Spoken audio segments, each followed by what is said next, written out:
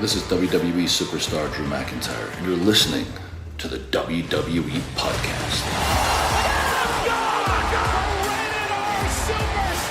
The champ is the one that everybody wants, me. Becky Lynch is going to WrestleMania. Claymore! Austin 316 says I just whipped your ass. This is my iron. You're going to acknowledge me. And welcome to the WWE Podcast Mailbag for this Thursday, January 5th, 2023. Let's jump into it. And patrons get priority placement as always. And another one of the reasons why, if you haven't joined the Patreon family, you should, because you get your emails read first before anybody else. And you can head on over to patreon.com/WWE Podcast to join the family. So one of many, many perks. Okay. Speaking of patrons, let's get to Mr. DJ Kuzmo. He hasn't started us off in a while, so let's do it. He says, hello, WWE and AEW family. This is DJ Kuzmo. I'm back at it again on your mailbag show, the first mailbag of 2023. Here we go. And back by popular or unpopular one can debate that is none other than Charlotte Flair. This past Friday night on SmackDown was the return of the Queen, Charlotte Flair, to a loud crowd pop in Tampa Bay, Florida. If you were to tell me before this past SmackDown that Charlotte Flair would return and win the SmackDown Women's title, I would laugh out loud to your face. But guess what? That's exactly what happened this past Friday night. First of all, why would Ronda agree to compete for her title against a returning Charlotte Flair? Isn't that something that a babyface would do and not a heel? I'm just saying. You know, I thought about that too. That's typically one of the trademarks of a babyface is that they'll defend their title anywhere, anytime against anyone, which I actually think is kind of foolhardy that you would allow anyone to compete for the championship that you fought and scratched and clawed to get. I mean, it actually, to me, devalues the championship that you would allow anyone at any time to face you. It's, to me, I understand the logic behind it that you're showing you're not a coward, but to me, it's kind of retroactive to me. Or retrograde. I don't know what the word is. You know what I'm saying? But I hear you, but their excuse that the announcers made, and I'm glad that they did do that, was they said that her ego got the best of her. That her ego. They blamed it on her ego. So I'll accept that. Second, did you catch that Ronda was pinned via the roll-up the exact same way she got pinned by Liv when she cashed in her Money in the Bank briefcase? Yeah, I did notice that. And also, not just then, but the main event of WrestleMania 35, when Becky Lynch pinned Ronda the exact same way. So Ronda Rousey, like so many, have not yet figured out the Rubik's Cube that is the roll-up. Yeah, I would agree, yeah. Third, where does this leave Raquel to do what she's going to do next? Because if Charlotte didn't return, you can make the case for a rematch for the SmackDown Women's title of Ronda versus Raquel at the Rumble. Yeah, I don't think honestly, the goal here was to ever make Raquel the champion yet. I think the goal has been over the last several months and continues to be Raquel being solidified as a big time player in the women's division. Not quite yet championship level. They're trying to take the slower road, and they've done a nice job. I think that she's an imposing figure in the women's division. She is a monster, and I mean that in a very good way. She's muscular, but is still feminine, if that makes sense. She has a nice presence on the microphone, although there's still a lot of character development to be done. Who and what Raquel is yet to be discovered. Like, we know she's a stand-up woman. We know that she can wrestle. She's super strong. But her entrance leaves a lot to be desired. And also her mic work, her character development in general needs some depth. That's all. It's not. She's in a nice place. She's in a really nice place. So I don't think this leaves her in a bad spot at all. In fact, I think this leaves her in a very respectable position as a challenger at any time for the championship. So let's see. Fourthly, now that Charlotte is a 14-time world champion, 7-time SmackDown Women's Champion, 6-time Women's Raw Champion, and 1-time Divas Champion, can you say without a doubt that between Rick and Charlotte, that Charlotte is the better Flair in terms of star power and in-ring work, or is it still too early to say? Well, I think it's still too early. Now, again, you're comparing apples and oranges in a way because men's and women's divisions have been viewed differently over the last several decades, and only in the last 5 to 10 years has the women's division been taken seriously. That said, Charlotte Flair has made a massive impact, and you could agree she is the biggest. You can make an argument for her, but not definitively, because there's stars like Becky Lynch and others that have certainly come across the stardom label.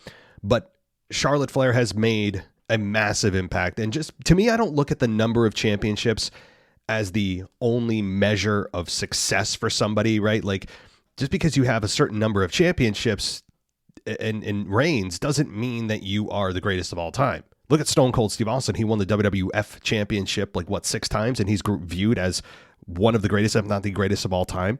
So to me, it's not the number of championships. You could also look at the number of championships as a negative, because when you look at, okay, they're a 14-time champion. Guess what? That means they lost the championship 13 times. No one ever brings that up. But to me, no, she has not superseded her father yet. I mean, just because Ric Flair's career ended in 2008, I think it was, against Shawn Michaels at WrestleMania 23, 24. I should know that off the top of my head. I don't. But it was 14 years ago, roughly, that Ric Flair ended his in-ring career. And even before that, I mean, in the NWA, WCW, and yes, in WWF, when he came and was a part of Evolution, no doubt about it, Ric Flair, the longevity of his career, his promos, his in-ring style, his, going from babyface to heel to his in-ring work. I mean, to me, it's still, Charlotte Flair is not, even though she's more fresh in our minds, and I think that's skewing our view of it, that Ric Flair's career still supersedes Charlotte's in terms of impact on pro wrestling as a whole. Now, if you look at just the women's division, of course, Charlotte, you can make a case, is number 1, number 2. So that's my answer right now. Now, again, we'll have this conversation again when her career finally concludes, whenever that is. Okay, fifthly, I'm okay with Charlotte returning, becoming the champion again, because obviously she has the star presence, incredible in-ring work that no one on the SmackDown women's roster can even come close. Well, I wouldn't say even come close. There's some really athletic, like Bianca Belair, for God's sakes. Bianca Belair, probably the best pure athlete in the women's division, bar none. I would say that Bianca Belair is a better athlete than Charlotte, but Charlotte, I think, understands in-ring psychology a little bit better, whereas Bianca's more focused on the athleticism, which is, that's nothing to sneeze at.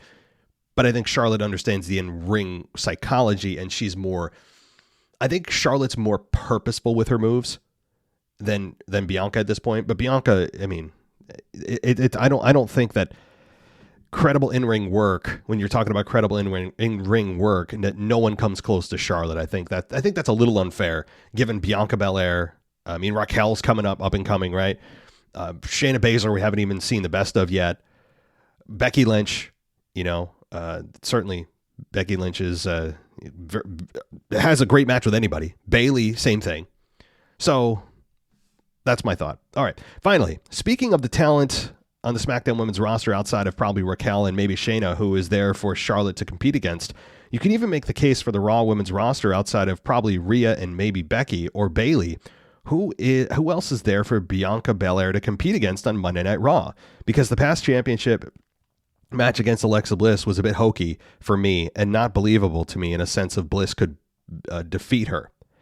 I would say that both Charlotte and Bianca have similar athletic ability in terms of traits that would make for a compelling match between the two of them in terms of size, strength, and incredible in-ring work. Yeah, Charlotte and Bianca, we've been there before, but still, both of them, in terms of strength, yes, it's there. But to me, Rhea and Bianca are a better pair if you want to look at strength and similar styles.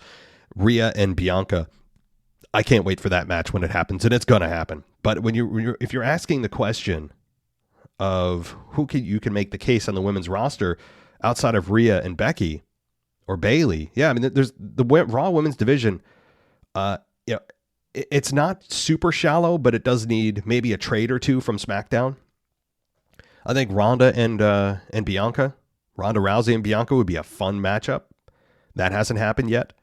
And the Royal Rumble, whoever wins that, I still think it's going to be Rhea Ripley winning it and challenging Bianca. Right now, that's my pick. That's the story I'm going to go with. And they can get past WrestleMania with that. They don't have to worry about the depth of the women's Raw women's division yet. Once they get past WrestleMania and they get past Rhea and Bianca, they're going to have to do some shuffling. So, and I know what you mean about Alexa Bliss. I actually enjoyed that a little bit more because the story, as I said in my Raw review, wasn't really about the believability that Alexa could beat Bianca. Like that's not, I think, what most fans were thinking. I think most fans were looking at that going, okay, it's not really about the title right now. It's more about what's the next chapter, what's the next page in the story of Alexa and the Bray Wyatt attachment. That's what we were looking for, and that's exactly what we got, and that's what the match was designed to show us. It wasn't designed to show us that she's going to win the championship yet. So I think that's, if you look at it through that lens and not through the lens of, oh, it wasn't even believable Alexa could beat her. Well, yeah, I mean, but that's not the purpose of the match. Unfortunately, it wasn't about the women's championship. It was about the, as you say, the hokey stuff. But we'll see how hokey it is. We saw the Vince McMahon version of this hokey Alexa character. Let's see if Triple H can do any better. Okay, with that being said, that's all for now in Charlotte. TJ signing off, and we'll get to the voicemail in a little bit. All right, let's get to Rocky T, who's next. He says, checking in once again in 2023. It's me, Rocky T. Welcome, everybody, to the 114th edition of the Mailbag here on the #1 pro wrestling podcast on the airwaves. We are local, we are stateside, and we are international. Man, I like that. Maybe I'll just kind of copy and paste that into my own promotions. WrestleMania vibes are in the air. TikTok countdown to the Royal Rumble is upon us. Hope everyone has a safe and happy New Year's. Now, let's get to business. Rapid fire time from Rocky T. All right, and he says, all rise for the richest royal blood in professional wrestling, yours and mine, the 14th time. Queen Charlotte, enough said. Period. Hashtag no shedding tears for Ronda. After hearing you, Anthony speculate on the current state of WWE, I came up with this. WrestleMania women's matches. If Sasha Banks doesn't return, and it doesn't look like she is going to, because Mercedes Moné, which is money or whatever, Mercedes being her real name, is now in New Japan. She competed at Wrestle Kingdom 17, so it seems like she is now not going to be in WWE. But you know what? Maybe WWE, with the guidance of Triple H, under the tutelage of Triple H, has a different philosophy where they're okay with other promotions signing talent, even if they're going to compete in other promotions and maybe for a Royal Rumble one-off. Who knows? If you're trying to hold off hope, at least hold off hope that Triple H is in charge and not Vince. So there's that. Okay, Raw Women's Championship. Rhea wins the Rumble and challenges Bianca. I agree. SmackDown Women's title. Raquel Rodriguez wins the Elimination Chamber and challenges Charlotte. That's interesting to me, because then you'd have to turn Charlotte heel, which is always the best version of Charlotte anyway. But if Charlotte suddenly catches fire as a babyface, and Raquel Rodriguez is born to be a babyface, then I don't know how they kind of work that dynamic. But I don't hate that idea. Babyface is possible at WrestleMania. We've seen it many times. Okay, Becky versus Ronda in the one-on-one grudge match we've been waiting for. Yes, for the love of God, they have to get to this. Pitch black match. I think this match starts in the ring, in the dark, of course, with the audience using their phones to shed some light in the area. Then Uncle Howdy turns on the lights for the finish of the match, which could possibly distract Bray, and boom, LA Knight for the win. I know we all expect Bray to win hands down, but this scenario might be a nice swerve to extend the feud and have it not be a one-off. I would totally, that's a hell of a proposal there, because we all think that Bray Wyatt, and myself included, have been saying that we all know the end of this story. Even Bray said we all know how this story ends. It's LA Knight losing. However, Bray Wyatt taking a loss here at the expense of Uncle Howdy would just further Uncle Howdy and Bray Wyatt's story and give LA Knight a big win, an unexpectedly big win, and I don't hate that. I actually think that's a better option than having Bray just steamroll over LA Knight and move on to whoever's next and bigger. But what I don't like is the pitch black concept as it is right now residing in my mind of just competing in the dark. And you know what? If they do that and they try to pull some kind of cute match like that, I hope the fans boo it to eternity, because it deserves it. If they try to pull any kind of crap like that, where it's truly a pitch black match, which is, I mean, if you're taking it literally, that's what it sounds like. I don't care if people are using their cell phones. We shouldn't have to watch a match like that, because you can't watch a match like that. It's unwatchable. I don't want to hear guys grunting and, wrestling around. First of all, it's dangerous, right? Like, if you're two competitors in the ring and you can't really see each other, that's just dangerous for talent. I mean, unless they all have night vision goggles on, like you can't see each other. It's just dangerous. They can't do this, right? But if they do somehow, I hope the fans boo it out of the building and crap all over it. I really do. Stop with the gimmick stuff with Bray. Like, I know that's his thing, but stop with the gimmick matches. Why did the Fiend have to compete only in red light? You know, like, why can't we just have a normal effing Bray Wyatt match with the normal lights? I don't know. Okay, now for the big reveal, Matt. FYI, I'll be adding LED lights to the borders. Oh, I see what you did. So let me see here. I'm downloading it now. Oh, that's awesome. That's awesome. I love it. I love it. I love it. I love it. I'm looking at your picture now. Oh, man, that's pretty cool. I'm downloading it. Yes. That is a cool poster, bro. If I see that on air, I'm going to, it'll be like a little bit of a geek out moment for me. So, very, very awesome, dude. I love it. I love it. I love it. So that's very cool of you, man. I can't wait to see if it appears on air. If it doesn't, seriously, even if it doesn't come on air, don't feel disappointed. It's very difficult outside of being in the front row, excuse me, or being hard cam side where there's only that select section of folks that always are on camera, which are difficult to get seats and very expensive. Outside of that, I mean, it's difficult to get on air. So if you don't get on air, I'm not going to be like, oh, I'm not going to be disappointed. I expect it not to make air because it's very difficult to get on air. So, but thank you nonetheless. Okay, let's see here. I know we've got some patrons here that we need to get to. Other patrons. So far, this has been all patrons, guys. So again, a great way to go and support the show for $1 and also get your mail read up front. Let's see. This is from Jeff Hay, and he says, "Hey, Matt, I hope you're having a good start to your new year. I want to begin with addressing the current state of WWE show a couple of days ago. In accordance to SmackDown being the superior brand now, you and Anthony forgot to mention Pat McAfee to the list of star power of SmackDown over Raw. I don't think anybody can argue that watching an entire show of Raw can be a tough pill to swallow at times. I think even more so than acquiring a major title, replacing Kevin Patrick with Pat McAfee on Raw will be a shot in the arm that can make the whole show immediately more watchable. Do you agree? And what do you think is the likelihood of that happening now that we are officially less than a week away from College Game Day being over for Pat?" I mean, look, let me address Kevin Patrick first. Kevin Patrick he's one of many in a revolving door. Now, Corey Graves is the anchor. Corey Graves is really good. He's just, made for commentary. If he doesn't want to ever return to the ring, him on commentary, he could be in just 5 to 10 years time regarded as one of the best of all time. He is really that good. Corey Graves is that good, and he's an anchor for that show. Kevin Patrick is much more disposable, I gotta say. I just don't like personally, I don't hate him. I mean, there's been worse on commentary for sure, but I don't like his style of delivery. I find him, like, everything he said, and I've said this a couple of weeks ago, everything he says, it's like he's out of breath. Just take a listen, especially when there's a match going on and it's somewhat of a high profile match. Everything he says, it's like it's his last thing he says.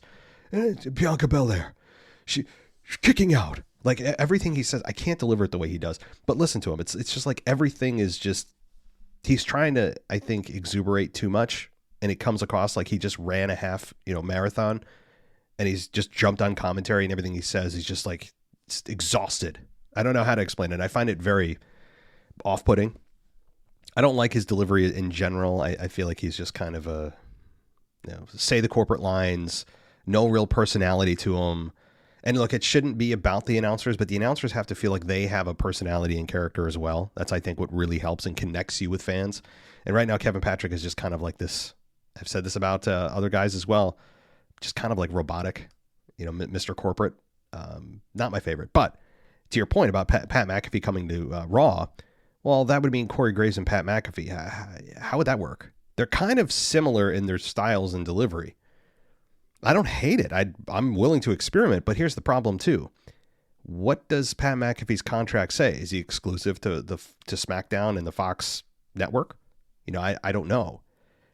Plus, they'd have to pay him more if he's going to do double duty, or he just goes to Raw. But the thing is, Pat McAfee and Michael Cole have such good chemistry. Do you really want to break that up? I love Wade Barrett. Maybe having Wade Barrett move to Raw and do commentary with Corey Graves, get rid of Kevin Patrick, just put him back into the backstage area. To me, the Kevin Patrick experiment's over. So have Wade move to Raw, do Corey Graves commentary with Wade, and then have Pat McAfee slide right back into SmackDown and do commentary with Cole.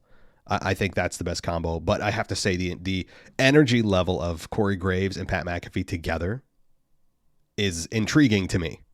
I don't hate it.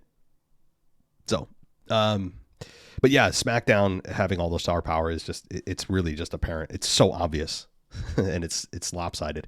Next, do you think there's any purpose or reasoning behind the WWE having Becky Lynch and Charlotte both going into the crowd in the exact same spot on their respective returns?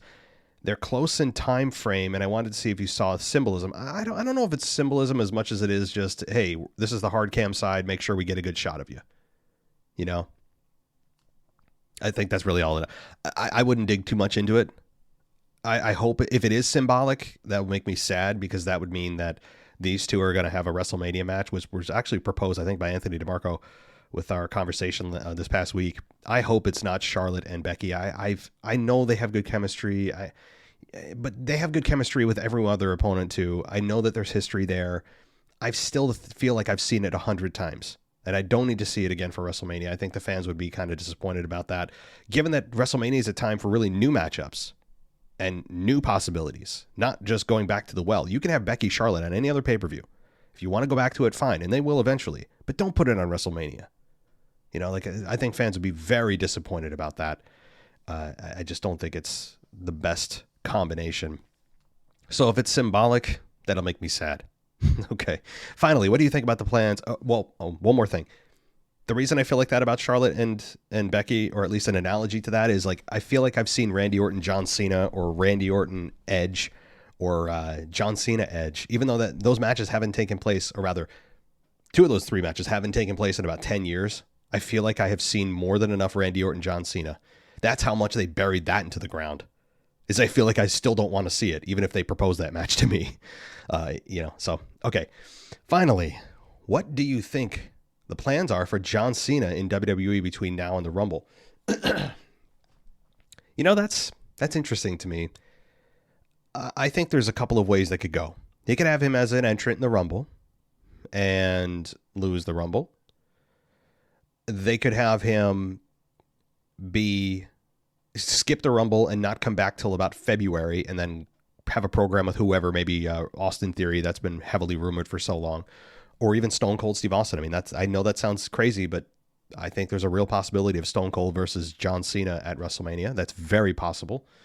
They could do that, or they could do at the Royal Rumble, excuse me, they could do John Cena, Kevin Owens, and Roman Reigns as a triple threat for the WWE Universal Heavyweight Championship. We're going to find out a lot on SmackDown tonight. Or is it? Wait, today's Thursday? What the hell is today? Thursday. Tomorrow night on SmackDown. We're going to find out a lot, I think, about the main event for the Royal Rumble. For the championship, anyway. So there's really so many ways they could go. So many. I just laid out a few there. All right. Let's see. What else do we have?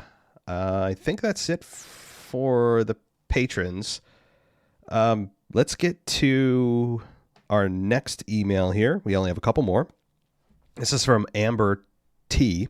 Excuse me. It says, "Hey, Matt, Happy New Year. Hope it's been great for you so far. I found your podcast a few months ago, and I really enjoy it. I had an idea about the bloodline and the Sammy situation, and wanted to see what you thought." And you say, "I know everyone is expecting Cody Rhodes to come back and win the Rumble, but I'm not convinced. I think there's something bigger that could happen. Let's assume Roman is going to defend his titles against Kevin Owens at the Rumble.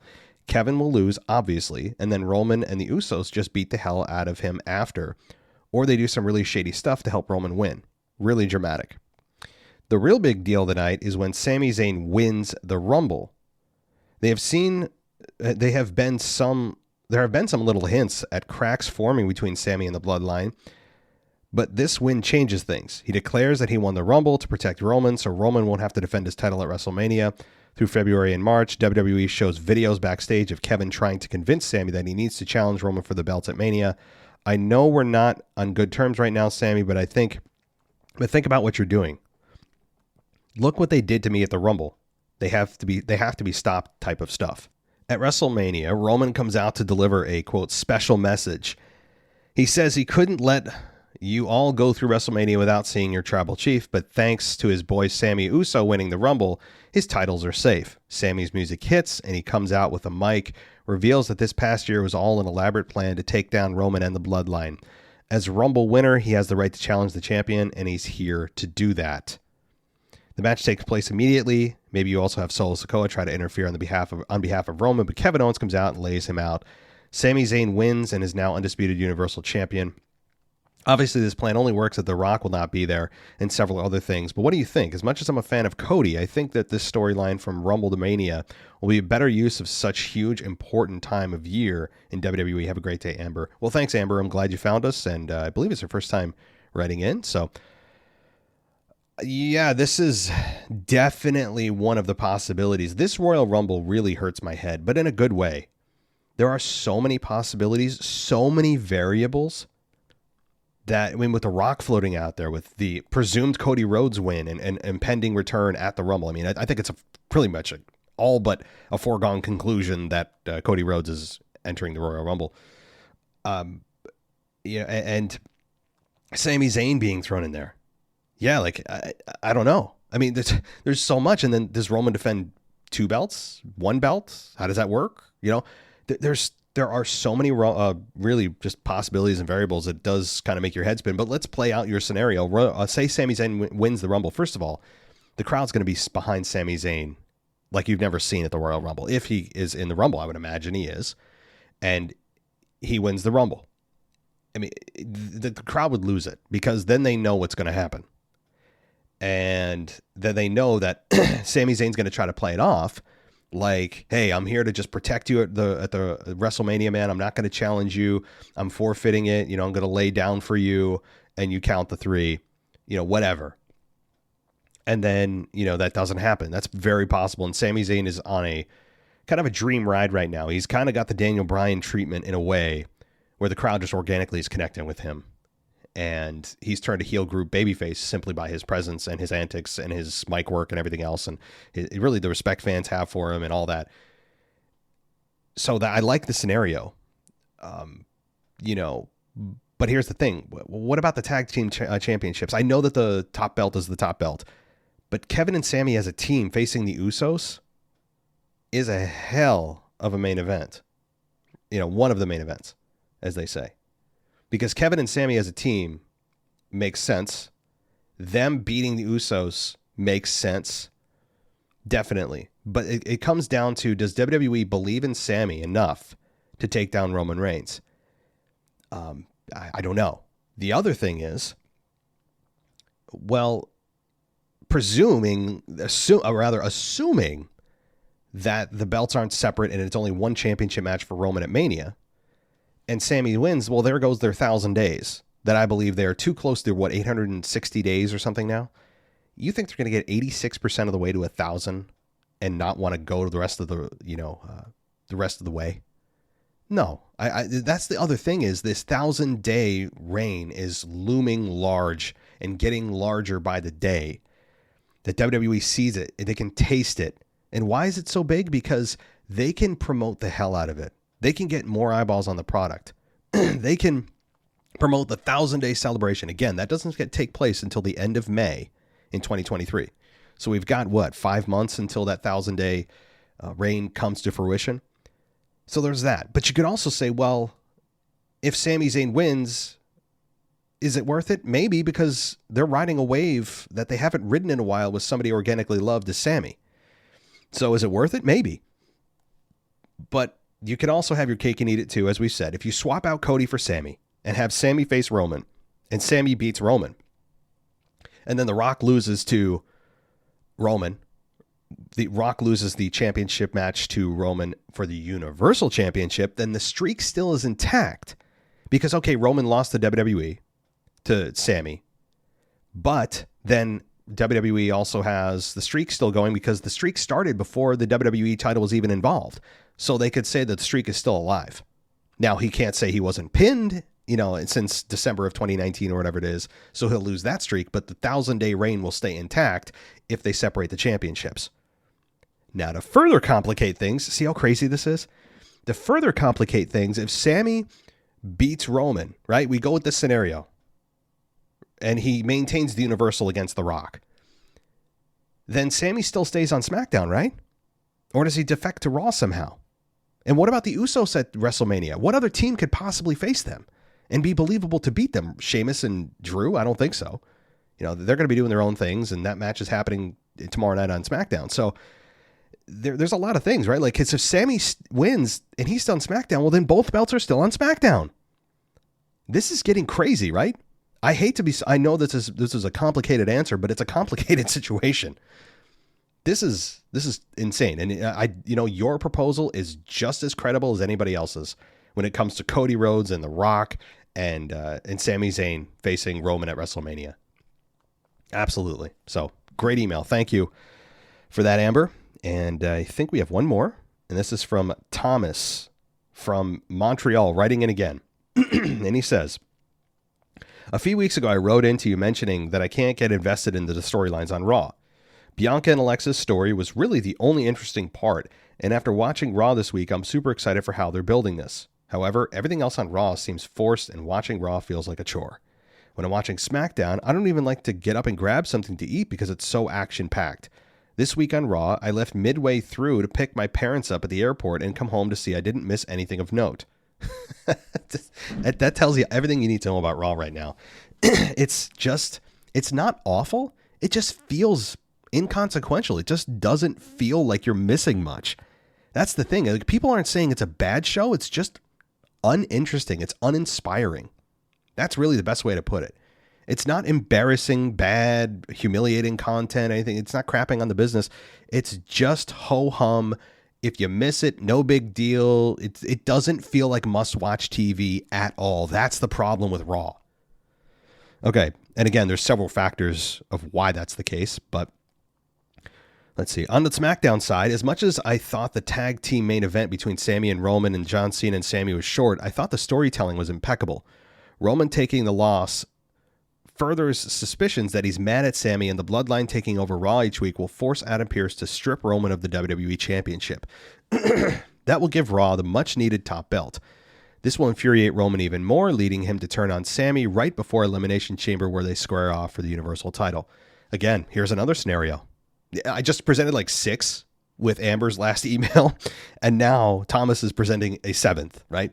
We have a potential stripping of the WWE Championship. Now, I actually don't hate that either, because it protects Roman from a loss. So if you don't want to have Roman lose at WrestleMania in any capacity and continue the streak of having him not get pinned since 2019, you could also have that happen and have him win against The Rock at WrestleMania, or have Sami face Roman at WrestleMania and there's no Rock. To me, there's a lot hinging on The Rock. There's so much. I would love to know that answer. I would love to go to Triple H and say, hey, if I have one question, just one. Is The Rock facing Roman at WrestleMania? Like, if I had one question out of everything right now, that would be my question. Because so many scenarios are built around the assumption he's facing Roman for the belt. When I say belt, I mean Universal, because most people are assuming it's a split 2-night event for Roman, with the WWE one night and the Universal the next night. But having Adam Pearce strip Roman, I don't hate it. Yeah, I think that you could create a story where the board of directors strips him of a title, Roman loses it, right? And he's further angering at Sami, but also he keeps his dignity and he keeps his streak by having, something happen to him that's out of his control. He didn't lose the belt, he was stripped of it. I don't hate it. This Royal Rumble, man, when we get past the Rumble, there's going to be so much to discuss, and WrestleMania will be a little bit clearer. This is going to be crazy. I can't wait for the Rumble this year. Okay, let's see. Last but not least, sorry for the long email. This is not a long email, Thomas. Trust me. Some of the emails I get are much longer than this, but okay. Was that actually Uncle Howdy on SmackDown? It looked like a completely different character to the one that came out 2 weeks prior with a different mask and body shape. If the reveal of Uncle Howdy turns out to be Bo Dallas, I'm not sure what to make of it, since he wasn't too memorable on the main roster when I was watching from 2010 to 2015. Let me know what you think. Looking forward to the Elimination Chamber show with you. Always love the podcast. Keep up the terrific work. Yeah, see, keep reminding me. I already forgot about the Chamber review. Keep reminding me, Thomas. Thank you. Seriously. Because when you said that, I'm like, wait, what? Oh, that's right. I'm awful, Thomas. Please remind me. Okay, yeah, he wasn't too interesting when he was there, but you could argue that right now, without Bo Dallas even being confirmed on the roster of WWE, he's more interesting now than he was competing when he was actually on camera. So I don't think that the fact that he was essentially irrelevant outside of his somewhat lukewarm, endearing character he had before that was, I mean, generally not successful, but all that will go out the window. I mean, Bo Dallas, again, is really more popular now because of the speculation than when he was actually confirmed and competing on the roster. That's what speculation and rumors can do. It's crazy, right? So I don't think it'd be a big disappointment. I think it makes sense. They're related, but I'd love to know why he's Uncle Howdy. What does Uncle Howdy mean? Where'd you come up with the name Uncle Howdy? All that hopefully is explained. But with the pace that this story is going, I don't expect it to be revealed until 2025. But I think right now, you're right. I mean, looking at Uncle Howdy, the mask was different. Maybe they went on the fly and said, let's change the mask. Maybe that's the case. Maybe they wanted a different look to Uncle Howdy. So maybe that's what it is. I wouldn't look too much into that. The body shape, I agree, looked a little different as well. I don't know if the person who's actually Uncle Howdy is the person who eventually they reveal is the one in the mask. Like, they may be just having wrestler X. Like, they may just be having a local guy fill that gap till they figure out who they actually want Uncle Howdy to be. I mean, I don't know. That could really be anybody. And then they could reveal who it is, and whoever that actually is was not the person playing Uncle Howdy. Like, we don't know. Okay. I don't mean to complicate it. But thank you, Thomas, and looking forward to talking with you as well. All right. That is the end of the emails for this week. Now it is time to get to the favorite part of the show. Time for those voicemails. Let's go. Hello, WWE Podcast World. This is DJ Kuzmo back at it again on your Mailbag show. We're calling you live on a Wednesday morning. And Happy New Year! Happy New Year! I mean, of course, it's January 4th, so we can still say Happy New Year, right? Right, guys? We can still say Happy New Year. Happy New Year, everybody! Happy New Year! We are in 2023, and you know what time it is? It is time for your favorite show to come on every single mailbag, and I'm calling about none other than the Veer Mahan Report. Now, before we get to the Veer Mahan Report, shout out to none other than formerly known as Sasha Banks. She has now made her debut in New Japan Pro Wrestling. At the time of this recording right now, she has showed up at Wrestle Kingdom 17, and what a sight to see her, as she is now officially a free agent in professional wrestling. No longer is she in the WWE, so whatever she decides to do going forward into this year of 2023, I wish her all the best. Much success to none other than Mercedes Money, a.k.a. Sasha Banks, a.k.a. The Blueprint, and all that good stuff that she was back in the WWE. Now, let's get to the Veer Mahan Report. Now, the Veer Mahan Report has been brought to you by none other than my guys. I'm talking about none other than Kanye, Twitty, and No Mean Lion. I'm talking about the WTFW podcast, one of the most opinionated, that's right, folks, one of the most opinionated talk shows in professional wrestling today on the WWE Unofficial Podcast channel with your guys, Kanye, Twitty, No Mean Lion, and let me just set the record straight. Now, they recently had an uncensored version of the trash list, and they had to call on my boy Veer Mahan, so I am going to come back on you guys today. That's right, Mr. Casual Wrestling Fan. That's right, Mr. Kanye Twitty. Nobody's safe because my guy Veer Mahan does not suck. He's not on the trash list. What I can say is that the booking of my guy Veer Mahan over the past couple of months before he came to NXT was trash. Because check this out. Let me refresh. Let me give you a reminder, guys. Because back when he was on Monday Night Raw. Remember that time when he was coming, and then they started to feed him jobbers after jobbers after jobbers. The booking was crap because none of these guys had any potential. They had some freaking jobbers that we didn't know who the hell they were. So of course, you could probably say that he was a poor man version of Umaga. So we had the Veer Mahan, whatever coming crap that they had on Monday Night Raw. And then of course, he was split up from Jobber Mahal. Remember when he was with Jobber Mahal and Shaky Cranky Legs? Out of the three of them, to me, Veer Mahan was the guy that I said that he has the utmost potential to make it.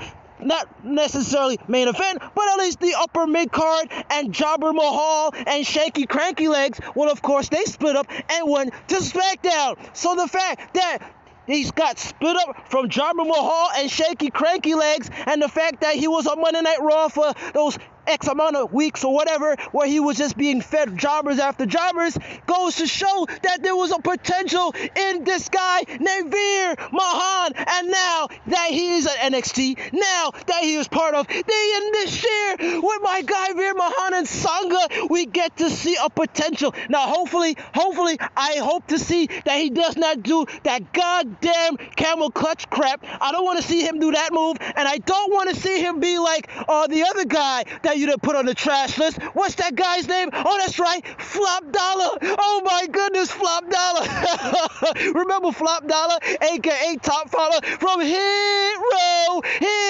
So I don't mean to go on such a further rant, but I had to let you guys know. I had to let you know, Kanye Twitty. I had to let you know, Mr. Casual Wrestling fan, that my guy, none other than Veer Mahan, is not on the trash list. The booking of Veer Mahan over the past couple of months is on the trash list. But now, enough said on that. Let's get to the Veer Mahan report. Now, the Veer Mahan report took place last night on NXT, but we did not get an appearance of the In This Year. We did not get an appearance of Veer Mahan. We did not get an appearance of Sangha because they are getting ready, guys. Oh my goodness, they are getting ready for their big match next week at New Year's Eve on NXT between them and the Creed brothers. And man, oh man, it's going to be a sight to see that this will be the In This Year's first match of 2023. So I am expecting some big things to happen in this match, and hopefully, just hopefully, that my guys of Veer Mahan and Sangha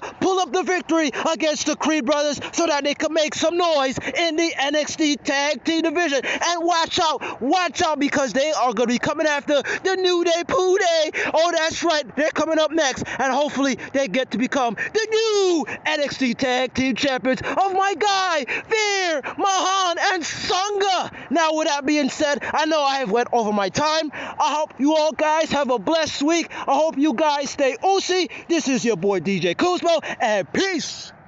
All right, DJ Kuzmo, as passionate of a Veer Mahan fan as you will ever hear, no doubt about it, as we get the latest on the Veer Mahan report, brought to you by DJ Kuzmo. But Veer Mahan and Sangha definitely on the rise and taking on the New Day. Looks like that's what's happening next, as you said. I'll take your word for it. And now, as you said, I don't know what the future of Veer Mahan is in terms of main event status. It probably doesn't look like he's going to be a main eventer, but stranger things have happened. You know, maybe in the next year or two, maybe a tag team champion at some point, the Undisputed Tag Team Champions, if the In This Year stays together. But maybe at his peak, he becomes U.S. or IC champion. I mean, that's what I would say that's his peak right now. If he goes beyond that, then, I think that's a long shot, but it's still fun to hear up-and-coming talent and what they're doing then. And you certainly feel passionate about it, given that the WFTW podcast put them on the trash list. So I love the friendly conversation here. The professional tension is fun. And yes, Sasha Banks no longer with WWE, and she's a free agent. But you know what? As I mentioned before, if I was Sasha Banks and I wanted to get people off the trail of me coming back to WWE completely, wouldn't showing up at Wrestle Kingdom 17 under a different name be the best way to do it? I mean, yeah, it would. Doesn't mean that if she's a free agent, and I don't know what New Japan's contracts look like. Maybe they also prevent her from working with any other promotion while they're working with them. Maybe they don't. And if they don't, who's to say Sasha Banks can't appear at the Rumble? I'm not trying to start rumors, but there is no better way to get somebody off the trail than to show up in another promotion. So, just a thought. This is going to be a fun Rumble. And also breaking news as I'm recording here late on a Thursday, Vince McMahon is coming back to the WWE. Yeah, I'm breaking this in the middle of a mailbag show, but here's the way that it's playing out. It looks like that he is going to, now there's two parts to this, and I'll touch on it briefly, but I'm probably going to do a video podcast on this. And if you're not signed up for Patreon, you may want to get signed up for Patreon, because it's going to be for patrons only on the SmackDown tier and higher. That I'm going to be doing this more in-depth look at Vince McMahon and his comeback to WWE. But I'll just say this for now. He is making his way back to WWE. That's what it looks like. This is according to the Wall Street Journal. This is not just your clickbait website. Okay, this is a credible news source, and he is right now. Currently, Vince has, even after he left the WWE as chairman, he is the majority shareholder in WWE, meaning he can appoint himself to the board, which is exactly what he's going to do, is appoint himself to the board of directors and then push for a sale of WWE. Massive things going on right now. Massive. So it's not like he's coming back and being head of creative and all that again. But given that he is the board of directors, he is the majority shareholder, he's going to appoint himself and then try to sell the company. That is what Wall Street Journal is reporting right now. I'll dive more into this in the video coming on later tonight. So get yourself on Patreon if you want to check that out. But boy, hey, I hate to break that in the middle of my response to DJ, but this is the first time I'm reading it. So, man, oh man. All right. Well, thanks, DJ. Let's get to our next voicemail. Hello, WWE Podcast. This is Sharon from Israel. We are going to do the New Year's match. What we're going to do in this New Year match? I don't know. I'll get sick on all these gimmick matches. The Music City match, the Christmas match, the Hanukkah match. I don't know. I got lost in the count, and it seems so much like useless. Like, what's the point? Okay, you won a Music City match, like you are the greatest musician in the world. By the way, does Elias only know to do Music City matches? It always seems like when he's in a match, like there is like a music instrument involved or something like that. The weekly Uncle Audi thing. Now we got to say who is Uncle Audi. It's Bo Dallas. It's like 100% Bo Dallas. If it's not Bo Dallas, so I don't know. Vince McMahon should return to WWE. It's Bo Dallas for sure. This is my 2 points on that. What else? I really liked what's going on with the Bloodline, with Sami Zayn, that they are taking over the two shows, and really WWE stands for the Bloodline, not for Walk with Elias. And I think that we see maybe the most dominant faction in the history of WWE, the Bloodline, because maybe Evolution and like DX, they were like star power and they were maybe better and like maybe more important, but they were not as dominant as the Bloodline, and I think it's maybe the most dominant faction of all time. And yeah, I really think that new year of WWE is gonna be really exciting, with maybe the returns of The Rock and Cody Rhodes, and who knows, the new faction of Bray Wyatt. And I don't know, I think that maybe we will see the end of the sequel between LA Knight and Bray Wyatt in WrestleMania 46. And then in WrestleMania 55, it will be Roman Reigns versus Bray Wyatt. So yeah, this is like my prediction for the last 20 WrestleManias in a row. Yeah, I don't know. It seems like forever, these two things. Roman Reigns championship reign and then Bray Wyatt story. Yeah. Okay, so that's it. Have a good one. One last thing. I am opening a new podcast, and I wanted, maybe you will give me tell me one thing, like an advice from a really great podcaster like you. So yeah, if you have one good advice for someone that is opening a new podcast, please give me that one. Yeah, that's it. Thank you. All right, Sharon. So much there, but I'll pick out a couple of things. I'll answer your question about the podcast on the back end. But first, Bray Wyatt, Roman Reigns has to happen. Absolutely. Bray Wyatt, this is like the 8th possibility for Roman Reigns at WrestleMania. I mean, I went through last night on so many different possibilities. If The Rock's coming back, is Cody Rhodes? Is it going to be 2 nights where he's defending one belt on one night and one on the other? Is The Rock coming back? Is Sami Zayn going to face Roman Reigns and turn on Roman Reigns and all? And now you're throwing in a potential Bray Wyatt, who's also very realistic. I would say probably not for WrestleMania with Bray, but I'm totally for it given their history. And think about this. Okay? Roman Reigns beat Braun Strowman in the Universal Championship match, right, in SummerSlam of 2020 for the first time.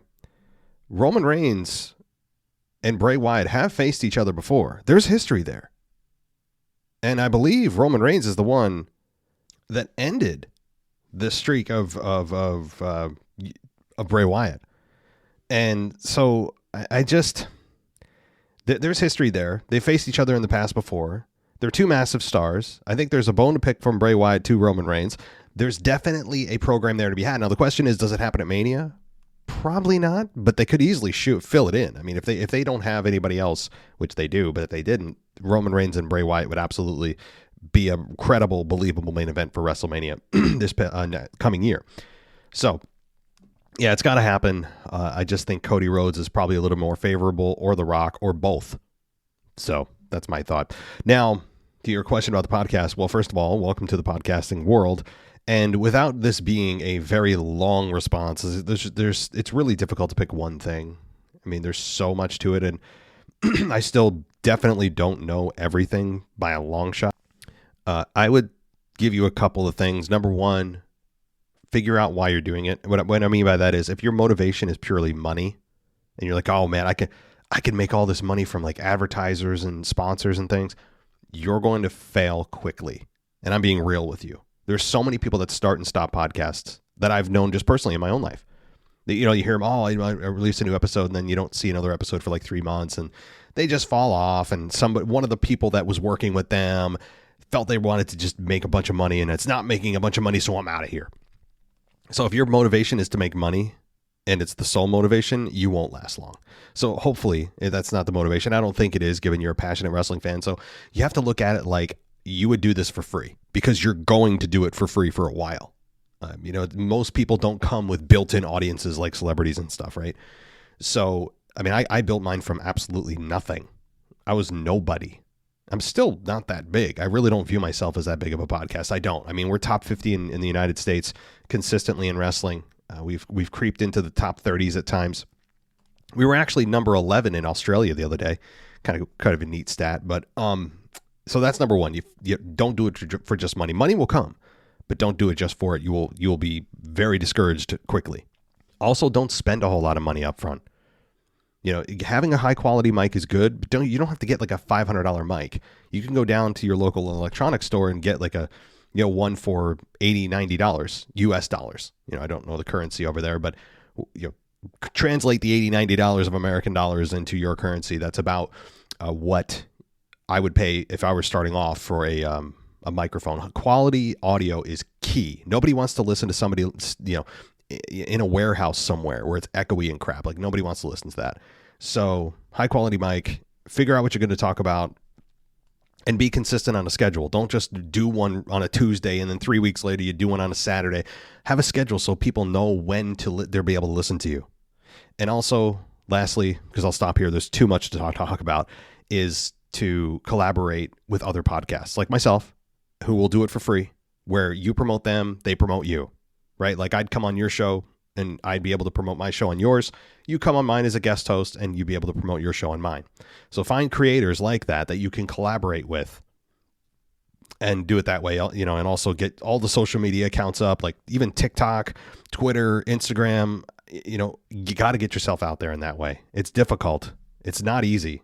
Be prepared for a labor of love. It's fun, but it's a labor of love. All right. Thanks, Sharon. Hope all goes well with that. And let's continue on. Happy New Year, everyone. Alex, the French guy here. Still your European champion. Happy New Year, everyone. I hope you had a wonderful New Year's Eve, that you drove safe to your places, that you enjoyed as much as possible. And I wanted to bring our discussion to an end, Matt. So what is a heel? What is a face? I would agree with you. And don't worry, I'm not saying things. I don't want to disagree with the host of the show. It's not that way. It's just that I understand your argument, and that makes sense, and that is why I agree with it, and still with the face and the heel dynamic. With that to an end, I just wanted to ask people, what do they hope for this wrestling year? We had a big year, 2022. All right, we didn't have a grand champion because of Roman Reigns, but what are you guys hoping for 2023? What are you hoping, Matt, for 2023? There's the return of Cody Rhodes, of course. As for myself, I hope, of course, a Rock versus Roman. That could be, it's, as you said, now or never. And I really hope for a decent Edge run. I don't think he will be champion anymore before he retires. And as for me personally, in a wrestling perspective, I'm from Europe, actually.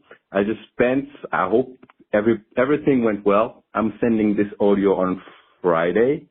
So one day before the New Year's Eve, which I spent in Zurich, Switzerland.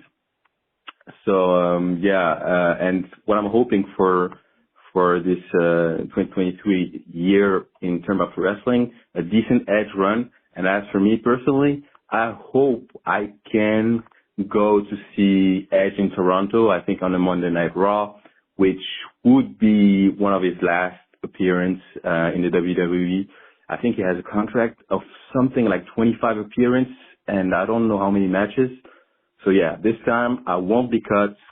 So have a blessed year, everybody on the show, outside of the show, you, Matt, and everybody else. So yeah, see you next week, guys. Bye. All right, Alex, good to hear from you, and glad you didn't get cut off this evening. Hope all is well with you. Happy New Year to you too. And so what do I expect in 2023? Well, first of all, your 2023 expectations of Edge in Toronto and having one more good run with Edge, I would agree. I think that we all know what the next Edge return is going to look like. He's going to come back. He's going to do what he did the last 4 times he returned and attack the Judgment Day because that's how he left. And his wife too with, excuse me, Beth Phoenix and Rhea Ripley are going to have a match, probably at Elimination Chamber. And then, that's probably what happens for me. And yeah, I'm looking forward to Edge as well. I mean, I'm looking forward to that program really wrapping up. I'm kind of over Edge and the Judgment Day, and Edge to move on to maybe somebody like John Cena. I mean, I honestly think that they could do Edge and John Cena at WrestleMania. Those two, their history is unparalleled. The amount of times that they've had great matches with each other, not just good, great matches with each other. The history that goes back to 2006 with them, 16 years of history. No doubt that they could easily do that. But I mean, John Cena also could face Stone Cold Steve Austin. And that's one thing I'm looking forward to in 2023 is Stone Cold returning for a real match. Now, I am not discrediting his last match with Kevin Owens. It was as good as you could have expected, given how long he had time to prepare and everything else. So I give him credit. I have nothing bad to say about that match, but I'm talking about a shirt off, knee brace, beer swilling, 1999 version of Stone Cold. Now, why do I think I would even possibly get that version? Well, Stone Cold has been consistently posting to his Instagram constantly about working out. And like this time, it seems like he has much more time to prepare than he did last time. if that's indeed what he's doing and he's training for. So that's what I'm looking forward to, is a potential Stone Cold Steve Austin 1999 looking Steve Austin match with Brock Lesnar or John Cena. That's what I'm looking forward to, because I'm a massive Stone Cold fan, and it'd be so crazily nostalgic. What else am I looking forward to? Roman Reigns dropping the belt. I mean, to me, I don't think it's going to happen until after the 1,000 days comes and goes, which is at the end of May. So we've got 5 more months plus until that 1,000 days comes and goes. And I think Roman probably loses it at SummerSlam for good this coming year. That doesn't mean he can't lose the WWE Championship, as we've alluded to here and on other podcasts. He can't lose it to somebody like Cody Rhodes or whoever at WrestleMania on night 1, and then night 2 he beats The Rock and retains the Universal, and the streak continues. That's how I think it probably goes. And so that I'm looking forward to Roman, though, finally just being completely dethroned. I'm also looking forward to the rise of the women in WWE in 2023. And I'm talking about like new talent, right? I'm talking about maybe Shotzi elevating herself. I'm talking about Raquel Rodriguez taking that next step and maybe having a nice run as SmackDown Women's Champion. I'm looking forward to Ronda Rousey hopefully leaving the company. Okay, that would be, to me, it would be an addition by subtraction. Okay, that'd be an elevation by having her leave, honestly. That's what I'm looking forward to too. I'm also looking forward to, and well, this isn't really 2023, but the first day of 2024, when hopefully MJF 1 year from now signs with WWE. That's what I'm really looking forward to. I mean, we've got 360 days now until MJF hopefully signs on that dotted line with WWE. Just some wishful thinking there. We'll see. But those are just a few things among many other things, including kind of a Raw shakeup. Maybe doing some massive trades between the brands over the next few months, specifically after WrestleMania. They don't need to have a full draft, but just announce some major trades and all that kind of thing. I think that would be exciting. So thank you so much, buddy. Hope all's well, and let's get to the next one.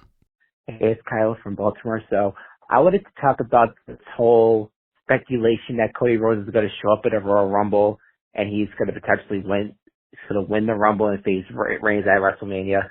Here's my problem with this. Personally, I've never been a Roman fan. I never have been and never will be. I think Cody's pretty much all hype. People hyping him up like he's some type of big deal for some reason. I know he was from AEW and he did, but I just don't care. But for me, I guess what I want to know is that, why is it such a big deal for him being like the champion? Like, he hasn't been around this entire rest of the year. You expect me to believe that what's going to happen when he comes back? Seth Rollins right now is the top babyface on the men's side on Monday Night Raw. And Rhodes hasn't been around. He's been injured. So what, he's going to come back and he's going to be thrust into a world championship match with Roman Reigns at WrestleMania? I find that laughable. So I guess my thing is that is it just going to be a foregone conclusion that it's going to be Cody Rhodes and Cody Rhodes and Roman Reigns at WrestleMania, and he's going to take the title from Roman Reigns after not being around for months? How is that? In some respects, fair, but I mean, it is what they do what they want. I guess it's their own company. But is that even a smart thing for them to do? I guess that's my question. But that's it. Thanks for my call. Happy New Year. Bye. Yeah, I get what you're saying, Kyle. I get it. I mean, to me, y'all know how I feel about Cody Rhodes. Not a babyface fan of him. I don't need to go into why. It's just not my thing. I think he's a great talent, though. And the people react to him, and you hear the reaction he got at WrestleMania. He's Dusty's son. He's got all this history.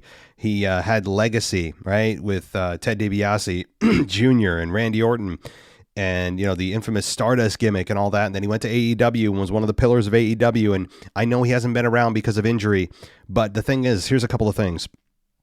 It wouldn't be the first time that WWE brought somebody out of nowhere where they haven't been around and they win a championship. You want a couple of names? Brock Lesnar, Goldberg. Every time Goldberg reappears, he instantly gets a title match. I mean, apparently it's a birthright, right? That happens. But the difference between Goldberg, though, and, say, Cody Rhodes is the fans believe that Cody Rhodes can actually be a long-term champion, where Goldberg is just there for a hot shot. He's, you know, what kind of match you're going to get with Goldberg. The fans, I think, at some point start to sour on Goldberg, where on Cody Rhodes, it'll take longer, and I think they'll see through the awful babyface gimmick he has, but they support him right now in a big way, and he also made that his mission statement on day one. The first day he was back in WWE, Monday Night Raw after WrestleMania, I believe it was, that was his declaration. He was going to win the belt for his dad. He was going to win the belt that his dad couldn't, Dusty Rhodes, right? So that's what he was going to do. So he already made that declaration. He made it again on the Raw review show at the end of 2022. I mean, that's what they're going with. It seems very clear that, right now, Dusty Rhodes, Cody Rhodes is a heavy favorite to win the Rumble. To me, he is, by far and away number one. And, if they want to swerve us, I'm all for it. But right now it seems like Cody Rhodes is the guy. So I understand your frustrations, though. He comes back out of nowhere and just, he's granted a title match. But how many guys have they done that with in the past, though? So. All right, Kyle, thanks so much. And let's get to our next voice. Hi, this is Josh over from Kansas City, Missouri. Just started following WWE again recently. I want to say the month before Clash at the Castle, when Triple H took over. Loving the content, love what you guys do. I had a nugget on Charlotte Flair. With it not being a sanctioned match, didn't they just pull that NXT North American title from him? So I'm curious to see what happens this week. But to add on to LA Knight, love what he's doing as a character. It gives me a lot of Rock vibes, so pretty cool to see where they develop him to. Really want to see a payoff with Bray Wyatt, but loving what LA Knight's doing out there. Loving the show. Thanks again, guys. Have a good one. Yeah, I don't know if that was considered a sanctioned match. I mean, maybe that's Ronda, how she pulls back the championship, is saying, hey, this wasn't official, and Pierce didn't make it official. I mean, there's ways that maybe she gets the belt back, and they pull that stuff and saying, it wasn't sanctioned, but then they could say that about every match that has ever happened in which an official didn't come down and have everybody sign contracts and agreements before the match took place. Like that's I don't like that version of wrestling where everything has to be made official by Adam Pierce. They kind of pick and choose when that happens. It doesn't always happen. You'd imagine that in a top championship match with two top stars, that something would need to be a little bit more official, but they pick and choose when that rule applies. But I don't think that it'll be, redacted, though. It would be a heel thing to try to do, but I don't think it will be redacted, but it'd be an interesting twist. Now, as far as LA Knight, yeah, I get that's a good way to put it. Kind of Rock vibes. He just feels like Mr. Cool. Mr. Cool and confident, but also kind of a dude you don't want to mess with. I do like LA Knight so much right now. I'm totally on board with you on LA Knight. I can't say enough about him.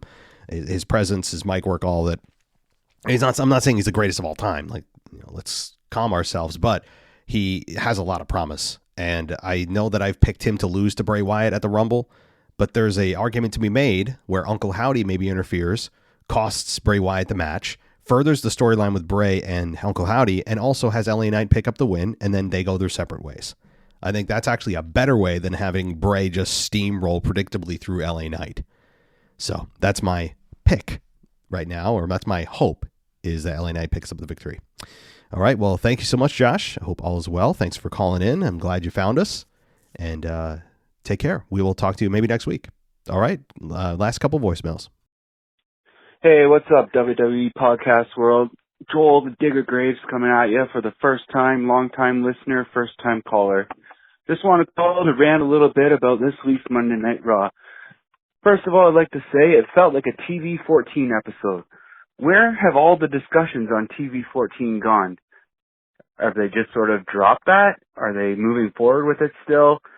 With the blood in the Bianca Belair, Alexa Bliss match, and even some of the swearing I heard coming from Kevin Owens, it certainly felt like I had missed the TV-14 announcement. Good things coming, I hope.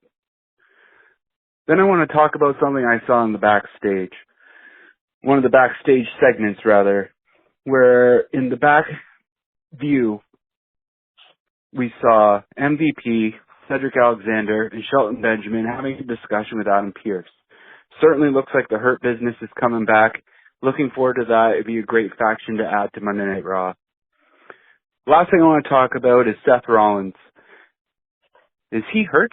Because in that last match against Austin Theory, I saw him grabbing at his knee a couple of times, and then obviously as we watched the match, he had an injury. Is this a work, or is this something that we have to be concerned about as a Seth Rollins fan given his knee injury history? Anyways, this is my first call, like I said, and hope to have more. Take care, everyone. Hey, what's going on? I listened back to your first name. Is it Joel? I could be wrong. So if it's not Joel, I apologize. I didn't catch it. It was kind of just, I listened back a couple times. Maybe my hearing's just awful. So if it's not Joel, my bad. But thank you for calling in for the first time. I appreciate it. And for listening for a long time. It's much appreciated. So TV14, I'm glad you brought that up because I thought about that the other day too. I just didn't bring it up. Is where did that all go? That was a hot topic just a few months ago. Oh my God, WWE's coming back TV14. What do you think? What could they do? Is this really happening? And then it just stopped. It just stopped. And, I don't know if it's going to continue because if Vince comes back, it seems like he is in terms of a board member role. And then he tries to sell the company. Is a company going to want to absorb a TV program, a wrestling program that is TV14? Like something like Disney. If Disney is going to buy WWE, I would say that doesn't fit with Disney's culture per se. But do I think TV14 is going to happen? It's hard to tell, and I don't know if it was TV14ish this past week on purpose. And what I mean by that is that Alexa Bliss got busted open the hard way. It wasn't on purpose. I mean, it wasn't like she, bladed herself or anything like that. Now, you look at Bianca Belair, there was some blood running perfectly from her mouth. And I don't know if that was from Alexa or if she had a little bit of a blood capsule, whatever it may be. So Bianca's is a little bit more up in the air if that was a staged blood, segment, color segment or not. But Alexa, to me, looked like she got busted open the hard way. So that wasn't on purpose. Now, the cussing, I didn't hear from Kevin. I don't know exactly what was said, but they've said the word BS a few times on a WWE programming under TV14 headline guidance. And I think it just may be the fact that PG has been expanded to include those words, for better or worse, right? If you're a parent, you don't like that because you're watching PG and you're like, oh, it's TV PG. They can't be that bad. But when they allow more under the umbrella of PG, that they're expanding what can be included, it kind of defeats the purpose of it. But so there's that. But honestly, man, I don't know. I haven't heard much since the last few months that it was like a topic on fire and then it just stopped. So I haven't heard anything since. But all right, let's get to that final voicemail. Oh, wait. Before I go, the Seth injury. I saw footage of him throwing up the X sign and then the referee threw up the X sign. There could be a legitimate injury here or he could be working the crowd. I don't know. But like you said, with the history of Seth Rollins and injuries, not good. I guess it's kind of a wait and see approach. I haven't seen anything official on WWE.com or anything like that. So right now it could be a work. It could have just been a scare and everything is all clear. That's what I'm leaning towards because they don't really like to screw around with the X sign. Like I wouldn't screw around with the X sign. To me, like that's a serious injury and we all need to know it's serious and not part of the show. I wouldn't screw around with it. But as far as the MVP and Cedric and Shelton coming back together, I have mixed feelings about this. If it's going to give Shelton and Cedric more time on air than just being, enhancement talent, that I'm good with it. But I have kind of conflicting feelings given that we've seen the Hurt Business a million times break up and get back together and break up, and it's been weird. So we'll have to see. But thanks, buddy. And let's get to our next voicemail. I believe it's Justin. Hey, man, it's Justin from Maryland. Just wanted to say, first off, Happy New Year to everybody. Hope everybody's doing well. Just wanted to give my thoughts on a couple of topics. So first, Solo Sikoa. Definitely interested in him. He hasn't lost a match so far. So I want to see him go after the IC title. I feel like if Gunther is going to be facing Brock, which is rumored at WrestleMania, then he should probably be the one to take the title off of him. I know it's heel versus heel, but he'll probably get killed in that match. So I feel like he should be the next IC champion. I'm not sure if they're going to continue his win streak. They should. I don't see who can beat him on the SmackDown roster right now. So it'll be interesting to see like their plan for him and where he goes. Next is Alexa Bliss. I knew that the match was going to be a DQ finish, so I know she got distracted by the Bray Wyatt symbol and all that. So it's still interesting to see where this is going to go. I guess they're going to do a rematch at the Royal Rumble. I don't think she's going to win the title. I wish she would, but I don't think she will. So yeah, just interesting to see like where this whole thing goes and how it plays out. If she's going to join Bray Wyatt.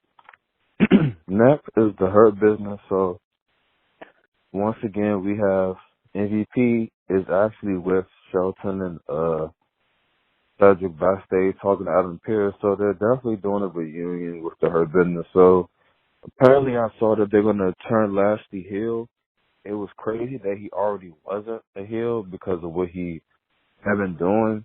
But I don't know where they're going to go with the Hurt Business. Maybe feud with the Bloodline. There's so many factions right now, so I mean they definitely can work with a lot of people, but I'm not sure how it's gonna go. I don't think the Hurt Business is gonna win the tag titles, so I don't know. I'm interested to see your take on the Hurt Business reunion. And finally, Seth and Theory, they had a good match. Seth lost, of course, so interesting to see where Seth goes from here. Rumored he's going to win or somehow be in WWE title match at Mania. So I'm guessing he'll probably go after Roman sometime after Rumble. It should be Roman and KO at the Rumble. So after that, maybe he'll win at the Chamber or something. I don't know how they're going to do it. All these rumor matches. Hey, Justin. Well, I hope all is well, man. Hope Happy New Year to you, too. And let's talk here. Let's talk about Solo Sikoa. I agree. Solo Sikoa is a joy to watch. He has found his spot, and the thing is, he found it immediately. It wasn't like he had to kind of find his place. He doesn't feel like he belongs yet. No, he immediately felt like he belonged. That was the cool part. And I would agree, like him as U.S. title champion, or later next year, or later this year rather now, him as IC champion, yes. I mean, Solo Sikoa, once the bloodline diffuses, whenever that is, I don't think it's going to be completely gone until maybe 2024. We'll see, because it's such a successful storyline, and storylines like this don't come along very often. So you got to be very careful from a money perspective that when you kill your cash cow, that it's been milked for all it's worth. You know, it's not just a creative standpoint. It's got to look at like money. Are they drawing a bunch of merch? And the answer is yes. So it's going to be a while, I think, before the bloodline completely diffuses. In the meantime, the IC title is probably up for grabs for Solo. The problem is Gunther is holding it. You don't bring it from heel to heel. So it'd probably be summertime before Solo has his first IC title, if he does get it. As far as Alexa having a rematch at the Rumble, I have no problem with that. Again, I think it'll play out very similarly to the one that just happened on Raw, where she has something wacky happen to her, but this time something more advanced, something deeper. We learn a little bit more. That's probably what this is going to be for. But I like Alexa actually having championship matches. That's a nice change from her career over the last 6 to 12 months. So that's nice. The Hurt Business. Lashley turning heel. I've heard of this too. And, I just had our last voicemail, our caller just addressed this. And, I to kind of put a bow on this whole deal with the Hurt Business returning. How many times are we going to watch these guys get berated by MVP and Lashley and then be brought back? I mean, they were essentially, even after they were beat down by Lashley and MVP, and then MVP, of course, eventually turns on Lashley and then goes with Omos. But how many times did we see them kind of grovel back even after being beat down? They were with them, then they still got excommunicated, and it's just been so bizarre. So maybe they feel that enough time has passed where the fans don't care or don't remember, but I do. And, I don't hate the Hurt Business together. I thought they were broken up prematurely in the first time that happened. I thought that there was way more juice to squeeze out of it. And Lashley was a heel at the time, so it didn't make sense. But if they want to turn Lashley back heel, put the Hurt Business with him. I don't know the long-term plan with this. Is it Brock Lesnar part 3? and Brock has to fight off his goonies? I don't know. But I don't hate it. I just have to pretend that, the last 4 iterations of the Hurt Business getting back together and disbanding didn't happen. Now, where does Seth go from here? The final question of the night here. Where does Seth go after this? I don't know. I mean, I would love for him to face Roman Reigns at some point. I actually predicted for a long time that he was going to face Roman at Survivor Series, and that, of course, didn't happen. And just given what happened at Survivor Series 2021, they were going to follow up in 2022, and they never did. But there's history there. There's unfinished business there. And I think that if Seth were to get involved here with Cody and Roman, they could do a triple threat. What if they did a triple threat with Seth and Cody and Roman at WrestleMania? It's possible. It's possible. And it would also at the same time resolve the issue of Cody and Seth, given how Cody left. Now, of course, he tore his pec, but then Seth attacked him with a sledgehammer. Remember that? Now Seth is a babyface. You don't want to pour cold water on that. He's doing very well. So you just maybe have Seth and Cody have a double victory at the Rumble. Like a Batista John Cena 2005 finish, except on purpose. Maybe do something like that. The problem with doing a double elimination in the Rumble is that you have to time it perfectly, and it's so difficult to do. You have to time it exact because people are going to be doing slow-mo of this and that, and it's not easy to do at all. You can practice it 100 times, but if you're off by a split second and somebody catches it on camera, then the whole thing goes up in smoke.